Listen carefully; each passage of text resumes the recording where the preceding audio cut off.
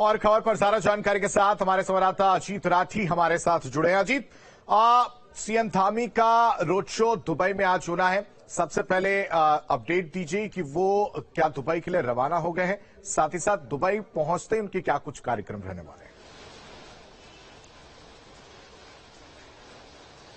जी बिल्कुल, देखिए जैसे अभी जो एक सूचना मिली है कि वो दुबई अपना पहुंच गए हैं और आज ही वो दिल्ली से रवाना हुए, तो पूरी टीम के साथ उनके साथ स्वास्थ्य मंत्री धन सिंह रावत भी है और अपर मुख्य सचिव फाइनेंस आनंद वर्धन समेत बड़े अधिकारियों की जो आला अफसरान है उनकी एक बड़ी टीम गई हुई है। और इसके अलावा कल आज चूंकि वो एक फॉर्मल कुछ यहाँ के जो उत्तराखंड के लोगों से बातचीत होगी और कल एक संवाद होगा, एक पूरा निवेशकों के साथ एक बड़ी बैठक होगी दुबई में और पूरा दिन ये सिलसिला चलने वाला है। और इसमें कंस्ट्रक्शन और हॉस्पिटलिटी और आईटी के सेक्टर में वहां पर कुछ निवेशकों से बातचीत होनी है कि वो यहाँ पर आए और निवेश करें। और सरकार उनको ये बताने जा रही है, जैसे लंदन में हुआ था, लंदन में भी ये बताया गया था कि भाई हमने पॉलिसी में कितना चेंज कर दिया, नीतियों में कितना चेंज कर दिया है, निवेशकों के लिए कितनी सहूलियतें दे दी है, तो ये सारी चीजें बताई जानी है। और इसके साथ ही कल के बाद फिर परसों ये पूरी की पूरी टीम मुख्यमंत्री की अगुवाई में अबू धाबी जाएगी और अबू धाबी भी निवेशकों से बातचीत करेगी, उनके साथ भी कुछ एमओयू साइन होने का है।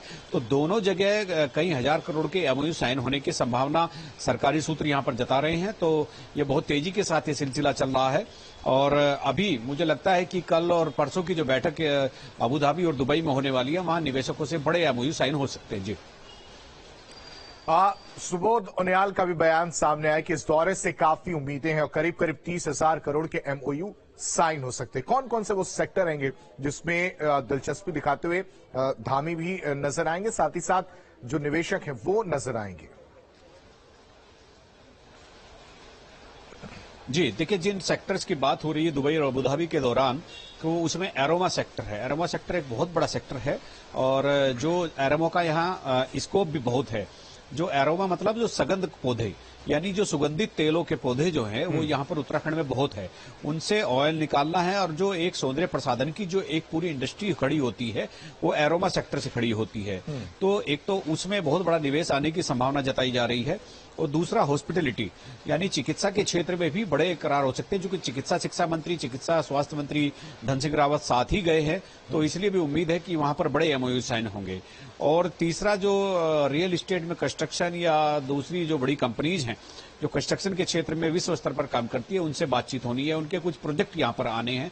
तो इन्हीं 3-4 सेक्टर्स में एक बड़े पैमाने पर वहां पर एमओयू साइन होने की बात हो रही है।